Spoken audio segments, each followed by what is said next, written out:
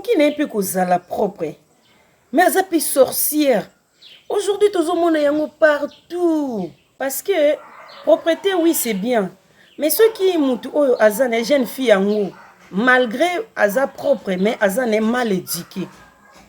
Malgré Aza propre, mais Aza a un comportement mabé. Ozana katiandaku. Luka kola no tia na nzoto sala musala na yo. Luka kilo tia na nzoto soko tia pantalon tia.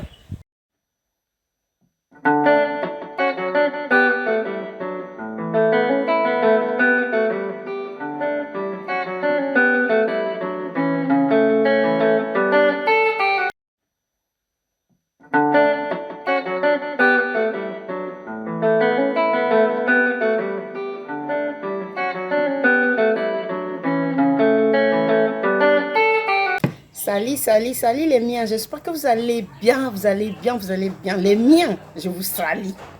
Les miens, je vous salue. Je vous salue Marie, plein de grâce. Zézi, les miens, vous allez bien. Ça fait tellement longtemps, vous m'avez beaucoup manqué parce que moi et vous, Tokutanaka, samedi, je suis désolée, les miens, c'est indépendamment de ma volonté. Vous savez que je suis aussi enseignante, je dois enseigner du lundi au vendredi et les samedis, je viens pour vous saluer. Personne ne vous aime plus que moi, je vous jure. Les miens, je vous signale que je récite les nouveaux. Il y a les nouveaux sur ma chaîne que je me présente parce que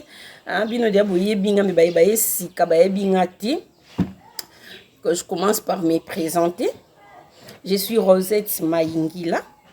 On est à combo biologique, aux parents, mokili. Mais il se fait que les miens balobi sans épines. Zizi. Yo jamais koti kala na Rosette Mayingila bongo. Il faut tout bakisa. Zizi. Voilà. Les miens babaki singai na bande ba kombo eze belé les miens, ba nouveau les miens. Ba kombo eza tellement ébélé. Donc il faut appeler ça binongo pour boza la surprise. Je suis Rosette Mayingila, la rose sans épines, la fille à la double réflexion, la fille à la double compétence, la RM. Voilà. Wana ndi ba kombo na ngai.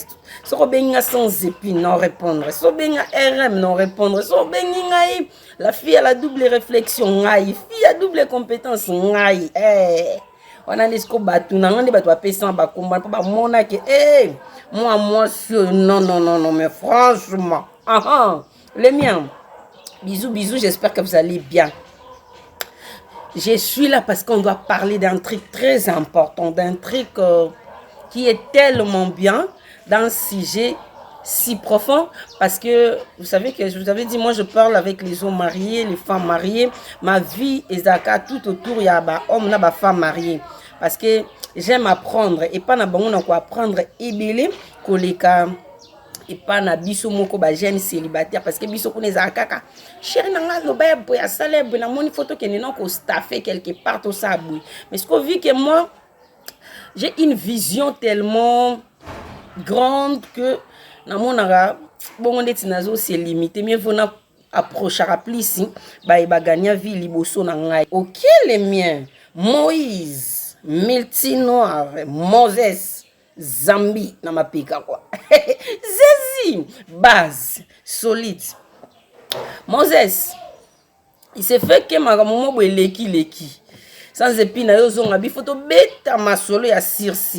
Je vous signale d'abord que le 24 décembre, c'est mon anniversaire. La fille qui est née avant Jésus-Christ, c'est moi, la RM. Jésus-Christ est né le 25, mais est-ce que moi je suis né le 24 décembre, donc je suis la grande sœur de Messie. Il se fait que Maman Maïlor, un groupe soutenant nos vivants. Tant on bête ma sola soutenant nos vivants, on bête ma sola bata sur quoi. Baba zababi sans épine, toi tu as 5. Maman Maïlor, Maman Niclette, Maman Monica Family, wana skole batu ya sir. Bon baza pena toi tu le 10, toi tu es 10. Toi c'est ma kamondeni. Le 24 décembre c'est mon anniversaire. Papa Patunduzi. Vous c'est pelissa sans épine. Vous sepelisa ngai le 24 décembre, c'est mon anniversaire. Beaucoup que 1000 abonnés. Maman Maïlor, je compte sur vous. Maman Niclette, papa Benoît Chiombo ou Chiodo. Papa Benoît, ouais, excusez, hein. Si on a bébé ici, comment on si mato bongisa. Bino boba ta sir. Maman Mifi. Bino botier la bat 10 ba 15. Boko ki selanga 1000 abonnés ko. Anniversaire non on fêté quand on abonné mon kieboui. Bino bongo nanga. Vraiment soutenons nos vivants, je vous aime trop. C'est la rose sans épines. Tobeta li solo mon très profond. Ngana courtoya nanga ba homme marié, ba femme mariée, ndé na beti la bino li solo avant. Mais qu'est-ce qui se passe, les miens? Qu'est-ce qui se passe? Il s'est fait que, en vie et tonton, hein, il est marié. Moi, j'aime pas citer les noms. Il est marié. Cet homme m'a dit, une fois, on discutait. Et tout, entre grande et petite naïe. Cet homme m'a dit ceci. Rosette, eh bien, l'on n'est poussant na bala moi si nangai. Nabini li sou papa panza li solo nga pena zo maïli er yango pour non abaliti. Abisi ngabi. À chaque fois que je sortais avec ma femme, wana tozana na ninga ki chérie. À l'époque elle était ma copine mais aujourd'hui elle est devenue mon épouse. Alobi na ngabi Rosette. Chaque fois soto bimina ye, to kiyi ndenge za ki kana ninga ki chérie, faut beaucoup ta moi chambre ende zalaka et tout. Abiso to komi kuna. La première des choses que ma femme faisait, au mona azui afungoli sakine, tu vas te rendre compte qu'abimisi badra, abimisi dra moko atandi na mbetu, abimisi bate d'oreiller, abakisi. La première fois, j'ai joué au cara, j'ai joué au semblant, je me suis dit bon, na beta encore bon eleka. Tout ça mama kam na biso to kenela ki c'est bon puis eleki. Mais pour la deuxième fois, et c'est to kutana, habito salango à plus de 10 fois. Et puis, eloko oyo, et se répète à chaque fois que tu côté dans la chambre. La première des choses, c'est au monde a changé ba liwana, ba drap plutôt, ba drap, a changé ba drap. Ceux qui n'habillent, une fois j'ai dit que, vous voyez ceux qui m'ont observé pour la première fois, la deuxième fois, la troisième fois, tu dois quand même poser des questions pour savoir. Pour la troisième fois, il pose la question à son épouse. Il dit ceci, maman. Pourquoi nous changeons à drap? Et sa femme dit que Bambeto batubeli balali la on a préféré pour changer parce que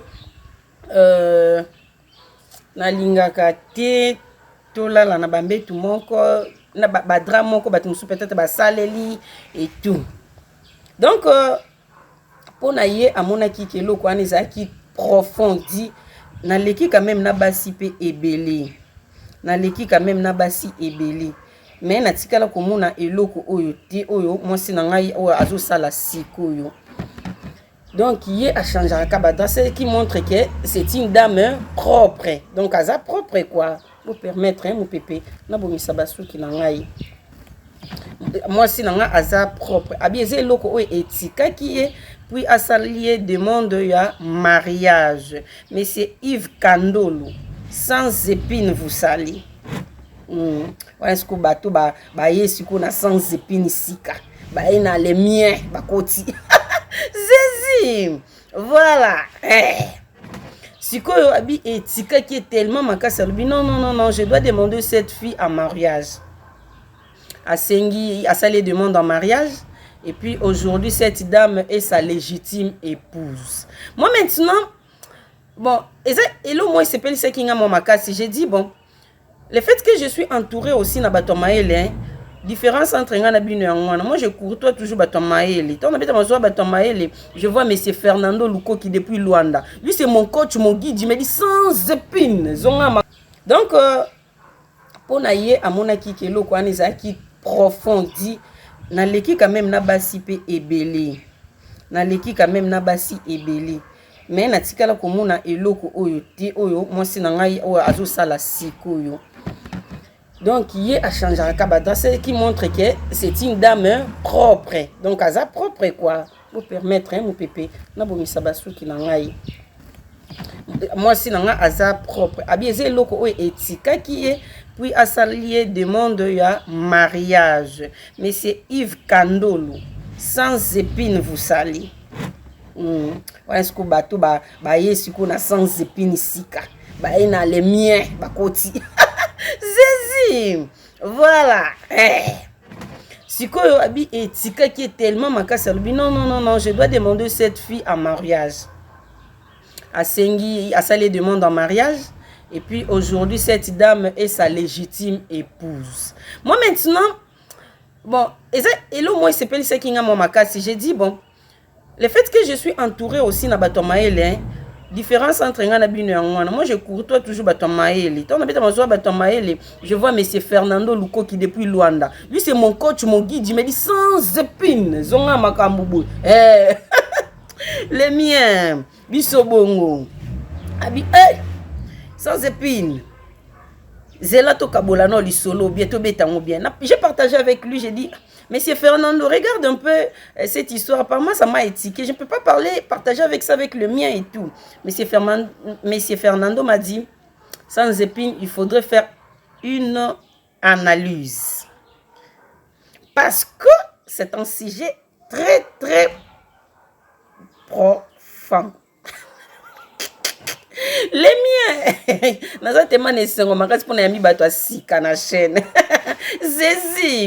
sans épine. Si c'est votre toute première fois de me suivre, n'hésitez. Et puis, ce monsieur m'a dit ceci. Rosette, on n'épouse pas seulement une femme parce que le propre. Parce que dès le début, la femme donne toujours une impression quelconque. C'est-à-dire, moi, c'est l'ingaka. Place à tia makolosika, ba remarquer. Mais c'est après nous comment vivre ce qu'on l'inentendit. Donc, faut pas seulement épouser une femme parce qu'elle prétend être propre. Deuxièmement, il y a des femmes dont l'ibanda bazalaka propre, mais bakoma nandaku, bakoma dégueulasse. C'est-à-dire, il y a plusieurs méthodes, soit plusieurs manières pour épouser une femme, soit plusieurs concepts. C'est pas seulement la propriété plutôt, parce que la propriété aussi fait partie. Il y a des règles, des principes. Oui, propriété est en akati. Mais c'est seulement que la propriété elle-même ne suffit pas. Ok? Donc, en dehors de la propriété, il faudrait aussi trouver d'autres atouts qui te permettent Yakobala, moi si oyo. Bon, donc, monsieur, natanga komone, so natangi balemi bokeluke na Facebook. Na bomba komone. Bisi ko zali na za sir kozo comprendre. Ce n'est pas seulement que tu as contre mariage, soit contre la dame, mais seulement qu'on vous dit kobala kapo na propriété ne suffit pas. Il faut ko bakisa makambo mosusu.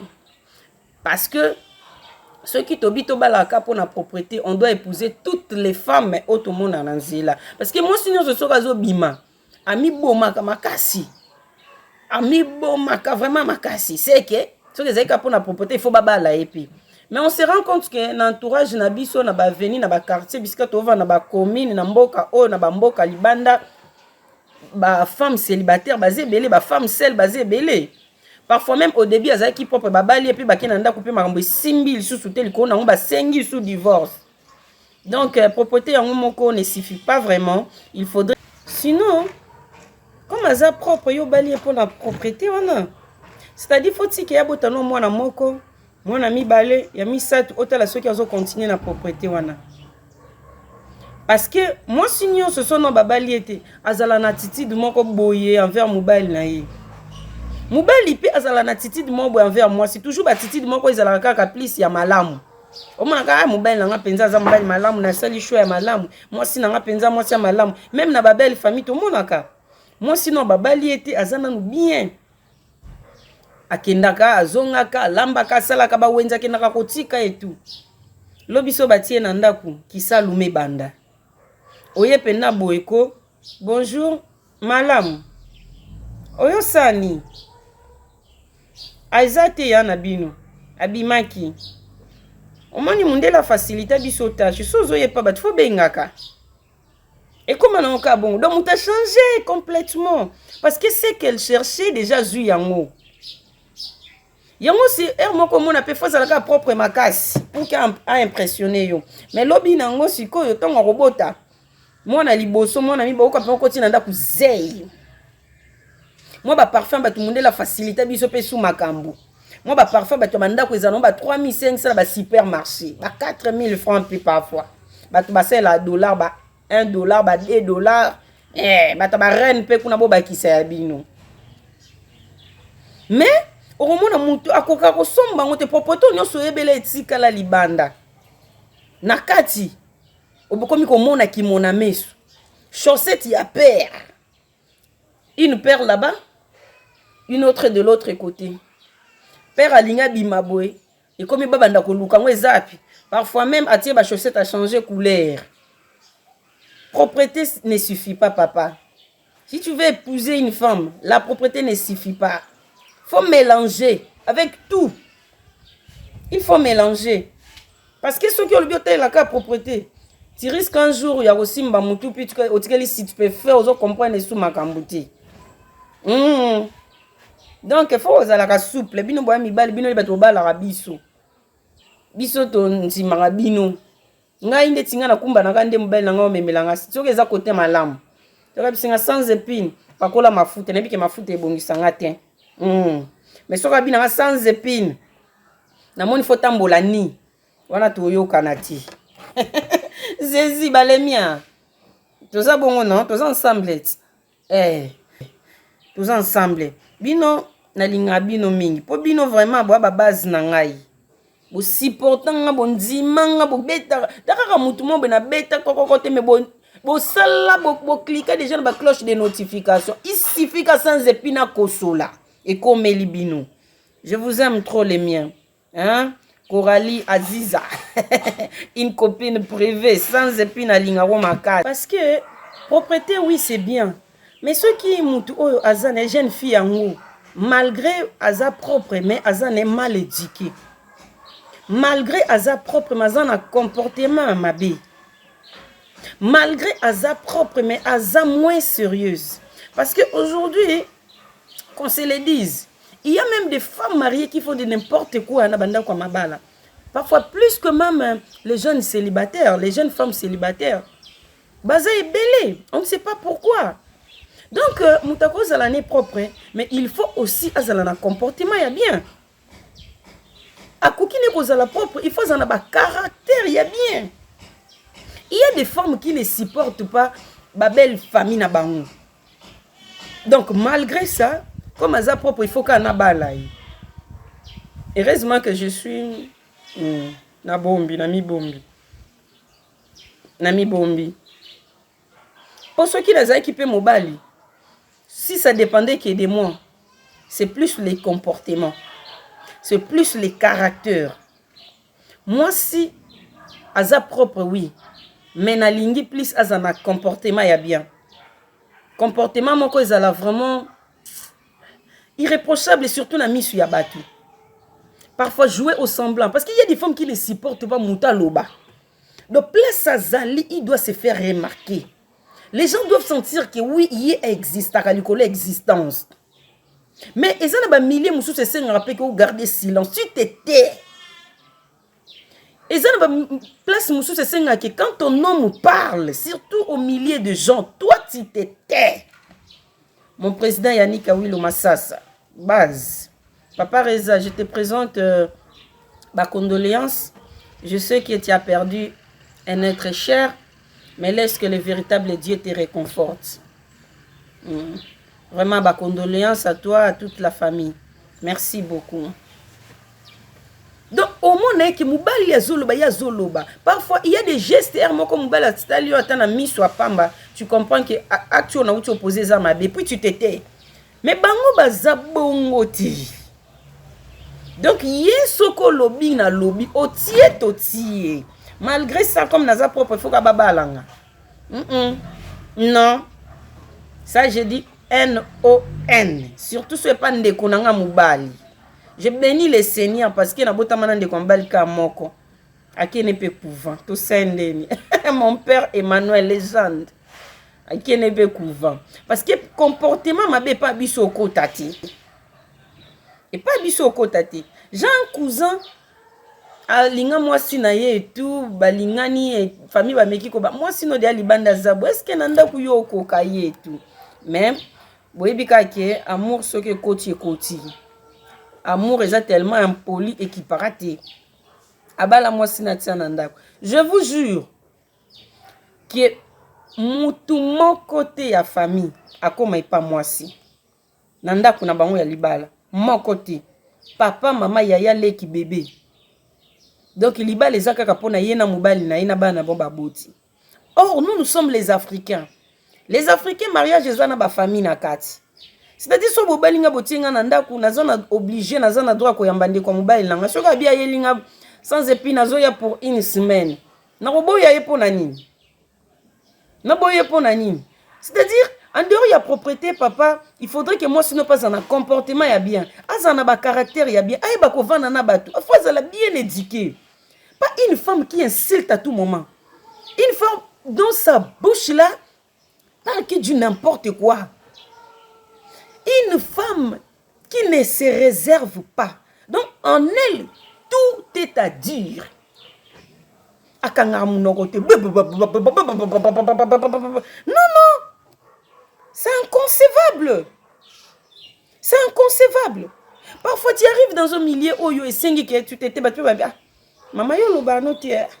Papa, boso la moni wana maso na bino. Mais pas na bino ezalrati. Et pas na yo nyonso il faut bima nyonso il faut loba. Bino bosala bongo. Bozala bongo. Nga sonde konanga mobali tant de jours yena mwasi no bongo aza mupaya mais ali ko la kisabatu aza mupaya te. Donc il y a zaka kita. Mon frère, je te dis carrément oyote. Jour aliba la peine oyana ngati limbi sangai. Donc propriété nazo boya ngote na lobeza nango bien parce que une femme propre rend le cœur de son mari joyeux. OK? Donc moi si à propre à se pelisa motema mobali na ye okoza na ba camarades du surtout biso to na 21e siècle 5e génération. Donc ezana makambu nango ba camarades bazanga mibale misato yosko mwasi na bimi na ba désordre mo betu batika na sima banzo critiquer ce que camarades na ba master au bord ni no ko bimisela biso betaka ba benga mwasi no bord sans épine ba benga mwasi no bord. Révérend Obed Kokolo, soto beta masula ba sena nzambe ba respect yaka. Vraiment que Dieu vous bénisse. Votre prière nous suffit. Voilà. Révérend Obed Kokolo. Que Dieu vous bénisse. Bon moni bon comprendre les miens. On a ba sena nzambe to pesa bon ba respect belé. Soto ba mama ba sena nzambe to ko maka très sérieux na côté wana parce que nzambe azali kula nyonso. Vraiment Christopher Valencia. Sans épine te saline. Eric Kiesi. Coucou à toi, mon coach, mon pote, Monsieur Aristote. Miesi, collègue privé. De Beta Masula Kat. Donc, tu sais, ça me belle, la biso sur tout ça propre quoi. C'est tout ça propre, tout c'est ça bango. Ce qui salité, zali tu qu'on l'a fait mité mana bon pour tout ça m'a mité mama kasi. Alors il faut que tu aies la propre, mais propreté est sous kaka na propreté ti. To ba ki sa likola propreté to ba ki sa makambo mususu. Likola propreté to ba ki si ba comportement ya bien. Il faut quand même que za la capé er moko na moi jeune moko boti te dit toi-même que loko na ko lo banguti et loko na ko sala nguti. Moko za la propreté mais tu es sans gêne. Toi tu ne te gênes pas. Nyonso lataka. Ozomona peut-être corpulence na yo. Ezo simbate ne lambo yo. Mais aux yeux là tiango er moko salanga mutema passe au mona mutu sote komi misuni bimi momona lati bodi moko boye na binzambe na lola les miens na binzambe na lola makambo esala mabwendeni ngande na yebi nzoto na ande ezalaka boye. Il y a des habits que je ne peux même pas mettre. Il y a des vêtements oh na moni oui eza kitoko mais na leki na ngai parce que je me connais. So quand tu dis connais-toi toi-même. Tu dois te gêner de quelque chose. Okomona maman moko ya mukolo. Mais atie collant na nzoto. Na cinglé. Sans gêne. Non, tu peux être propre. Koki n'est plus kozala propre. Mais azapi sorcière. Aujourd'hui, tous les monde yango partout. Ezaka na Kinshasa te. Partout dans le monde. Basi ba komi capable ya kosala n'importe quoi. Kaka po a satisfaire ba posa na ye ba désir charnel plus. Donc, comme aza propre, malgré sorcellerie na ye, il faut kaka ngai na bala ye. Désolé. Ne connais pas baloti. Parce que la vie spirituelle aussi compte. Si tu trouves une mauvaise femme, tu pourris ta vie. Tu pourris ta vie d'elle. Tu meurs avant. Faudrait que je vous dise comment les choses, les miens. La vie spirituelle aussi compte. Moi aussi, Oya Binzambe Azaka toujours différente. Elle crée la différenciation dans tous les domaines. Tu ne peux pas épouser n'importe qui juste parce qu'elle est propre. La propreté, la salité. Mon bel angal rosé, tout le monde va souki au ti, on a le CP na onti. Il y a des ordres ma casse, obi mindet ki là où. Ba Congo. Baba ki là où non liboma. Et ça des ordres na biloko a des ordres te. Encore ma propre kaka ko bunda na mbala sima okta su basuki ya bongo te. Moi bilate la o lati o na linga ngote. Ba sima sozo ya pa na nga ko lata boiti. Moi j'ai une copine parce que moi je vous avais dit mon entourage c'est plus les femmes mariées les hommes mariés. J'ai une copine qui m'a dit Rose na ucho bala sika. Na kena ndapu na nga libala ya même pas un mois. Mbele ko mika bakanda kanda. Nyoso na osala parama bakanda kanda. Une fois je lui ai dit, j'ai dit papa. Nini yango? Nazana nga na poso ozongi pa na biso te. Dis-moi ce que zani loko mo nazo sala ese peliso te. Nazo supporter imer na yo te. Pourquoi tu te fâches à tout moment comme ça? L'homme lui dit carrément que regarde. Tu vois si je suis à la maison. Ta façon le kokangali pour to kangili futu fungoli okanyo fungoli na ezo pesa nga kanda mkomsu na o gifle yo. Ozanga kati ndaku. Luka kola no tia na nzoto sala musala na yo. Luka kiloti tia na nzoto soko tia pantalon tia. Soko tia jipi tia mais li puta ningo zo kango fungoli moko kanyo fungoli moko sanete ko yo rapidité. Ezo pesa nga kanda. Na linga kango te. Ma copine dit Rose. Nazongi giga non? Nazongi giga. Erez ma père à l'obaki. Mais sinon, tout le monde a comme ça, gifle, n'a pas de coca, on te met les noix bétambe dans le colombe, liba les moangani.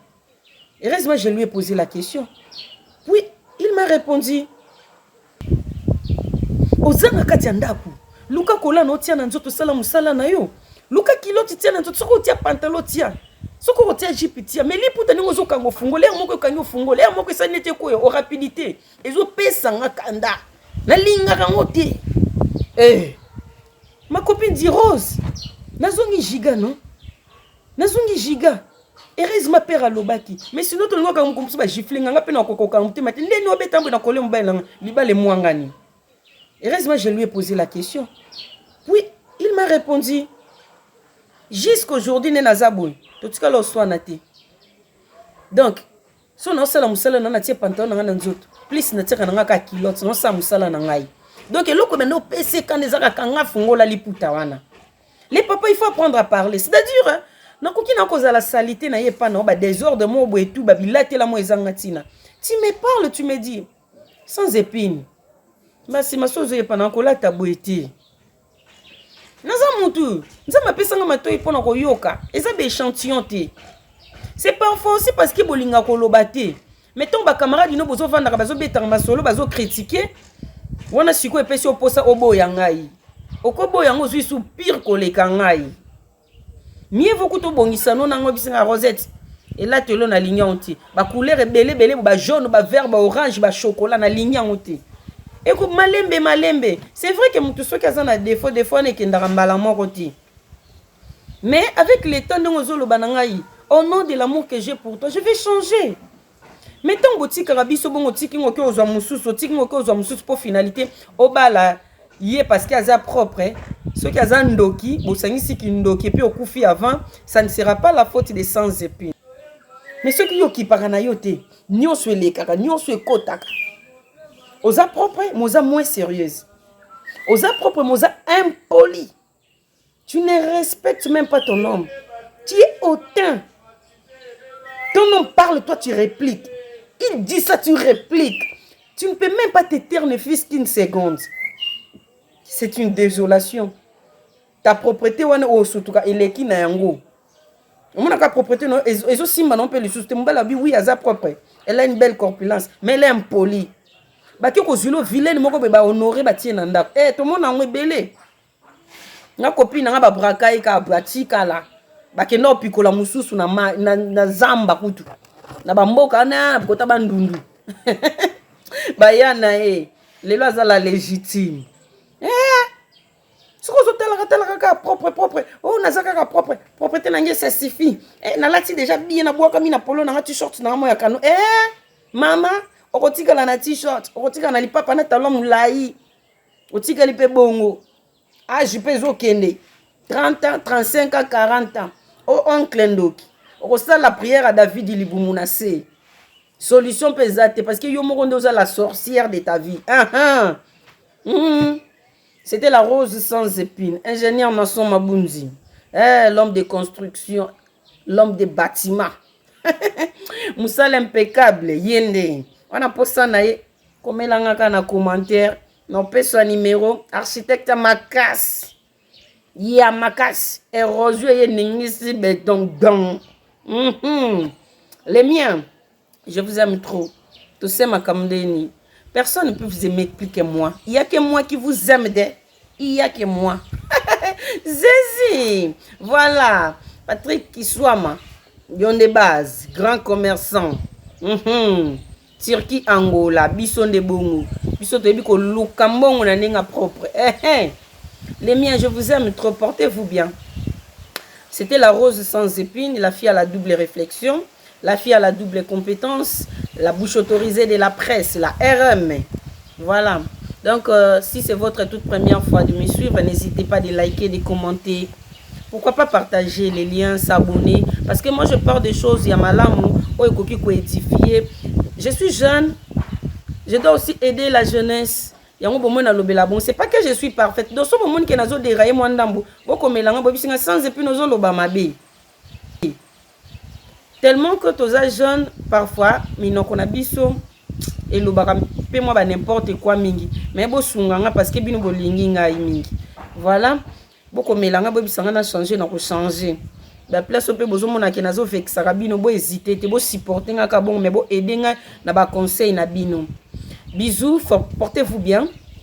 Qu'on se retrouve à une nouvelle vidéo. Ciao.